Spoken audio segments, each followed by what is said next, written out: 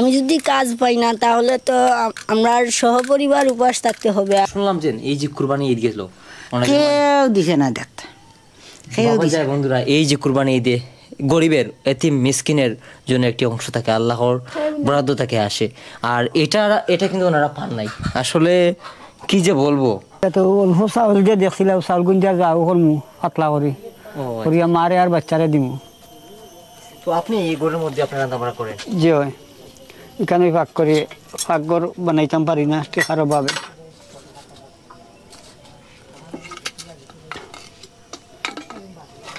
তো এতটুকু চালে কি আপনাদের হবে সবার? কি করবো না হইলে তো ওই তো নাই, কিছু কষ্ট করে চলা লাগবো। হাট ধরে যাইমু, যাওয়ার তো জায়গা নাই রে বা আল্লাহ ছাড়া। এই মাত্র কাজ নিয়ে চলে আসছে, আজকে তো কিছুই নিয়ে আসতে পারি নাই, আজকে কিছুই নিয়ে আসতে পারি নাই, একদম মানে খালি চলে আসছে বাড়িতে, আল্লাহ রাউল আজকে। তাহলে দেখেন বন্ধুরা, আসলে কত ছোট একটা ছেলে।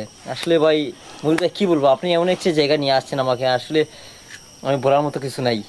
আমার আসলে ভিউয়ার্স যারা আছেন, বন্ধুরা যারা আছেন বা শুভাকাঙ্ক্ষী যারা আছেন, আমি আসলে বলবো, আমার মন থেকে বলতেছি, মানে ওদেরকে প্লিজ একটু সহযোগিতা করুন আপনার সবাই। চাচা, এই হচ্ছে আপনার সন্তান? যে আমার ছোট ছেলে বাচ্চা, এটা হচ্ছে মেয়ের ছোট আর কি। ও আচ্ছা আচ্ছা, ওর বয়স কত? বয়স 15। তো ওর মাধ্যমে পুরো সংসার চলে? যে ওর মাধ্যমে চলে, সংসার চালাইতে পারে বাচ্চা। আমি পারি না, আমি অসুস্থ মানুষ, আমি কাজ করতাম পারি না। আর কাজে গেলে এই যে অসুস্থ মানুষগুলোদের দেখার মতো মানুষ নাই, মানুষ নাই, কেউ নাই দেখার। আমার ভাই বন্ধু নাই কেউ, আল্লাহ ছাড়া খুব কষ্ট দিন যার। আর এই যে তোমার যে 15 বছর বয়স, এই বয়সে যখন কাজ করো, তোমার কাছে কেমন লাগে? খুব কষ্ট লাগে কাজ করতে, আর বাবার কষ্ট দেখে আমি কষ্ট ভুলে যাই আর কাজে বারোই। কাজ করে দিন 200-300 পাই, ওগুলা সংসারের জন্য যাগি, চাল ডাল কিনে, কিন্তু আমার দাদি আর বোনের জন্য ঔষধ কেনার, চিকিৎসা করার পয়সা আর থাকে না। আজকে যে কাজ হয় নাই, আজকে কাজ না হওয়ার কারণে সন্ধ্যাবেলা খাইতে পারবো না। ও সন্ধ্যাবেলা তাহলে রাতে খেতে পারবে না? জি না।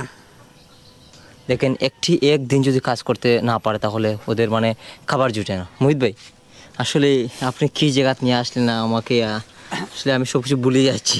খাইম ভাই কি যে বলবো, আমরা যে রোহিঙ্গা যে আছে, রোহিঙ্গা ইচ্ছে বহুত ইমপ্রুভ আছে। ওখানে তো এই যে স্বাধীন দেশে বসবাস করতেছে, এখানে আসলে বোঝা যায় এখন পরাধীন রয়ে গেছে বাংলাদেশটা, এখনো পরাধীন রয়ে গেছে। বাস্তবে স্পোর্টে এসে আজকে দেখলাম যে জিনিসটা। আর এমন জায়গা যে আছে আমাদের বাংলাদেশের ভিতরে, আমার জানা ছিল না, আজকে এসে এই সর্বপ্রথম আমি একটা কথা বলতেছি না, মানে স্বাধীন দেশের মধ্যে এরকম যে একটা ফ্যামিলি আছে, বসবাস করতেছে, আমার মনে হয় এখনো দেশটা স্বাধীন হয় নাই, পরাধীন রয়ে গেছে এই ফ্যামিলিটা। তার চেয়ে আরও অনেক ভালো দিনপাত চলতেছে, ভালো খাবার দাবার করতেছে, আরও উন্নতি করতেছে রোহিঙ্গারা। জি, আর এই যে ওদের করছিল আগে ওইটা, এটা ছিল, আবার এইটা হচ্ছে রান্নাঘর, আর এইটা হচ্ছে দানোদনা। গ্রামের মানুষ সবাই মিলে এই ঘরটা চলে গেছে, এই ঘরে তো 4 জন মানুষ বসবাস করার মতন কোনো পরিস্থিতি নেই। তারপর গ্রামের সবাই মানুষ মিলে সরকারের কাছে একটা অ্যাপ্লিকেশন দেওয়ার পর ওইটা সরকারি ঘরটা পেয়েছে।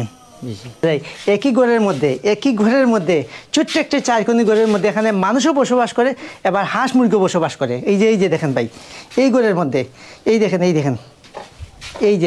এখানে মানুষ বসবাস করতেছে, 4 জন মানুষ এখানে থাকার মতন না, আবার এখানে মুরগিও, ওই যে হাঁস মুরগিও বসবাস করতেছে একই ঘরের মধ্যে, কোনো জায়গা নাই ভাই।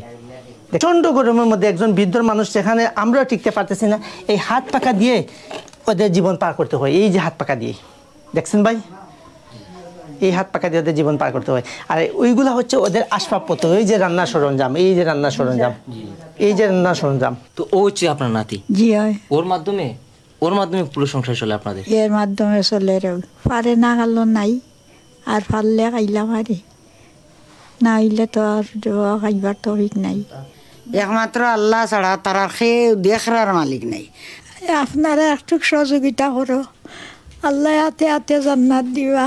আমি দুঃখিনীরা যদি, আমি অসহায়রে যদি সাহায্য করো, আল্লাহ দুনিয়া ইয়া করে তোমরা সাহায্য করবা। আরও একটু পাগল আপনার আর বোন জানিয়া যদি দয়া করো, তে মায়া করলে কিবা ভালো হয়ে যাইতে কি পারে। আর তো ভালো করবার তবে কেমন নাই। আমি কই আল্লাহ তুমি নেও, আজাব তো নে, তুমি নেও।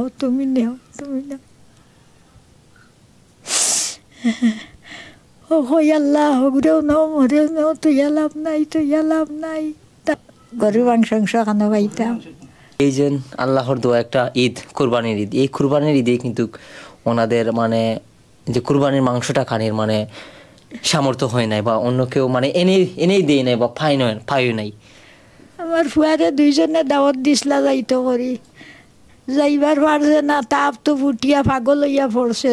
ঈদর দিন গেছে, রাত গেছে, বাদর দিন ঈদর দিন গেছে, কোনো মন্তে জমাত গেছেন গিয়া আরি কোনো মন্তে জমাত ফড়িয়ে ইয়া যে পড়ছিলা, একদিন এক রাইত রয়েছেন তা।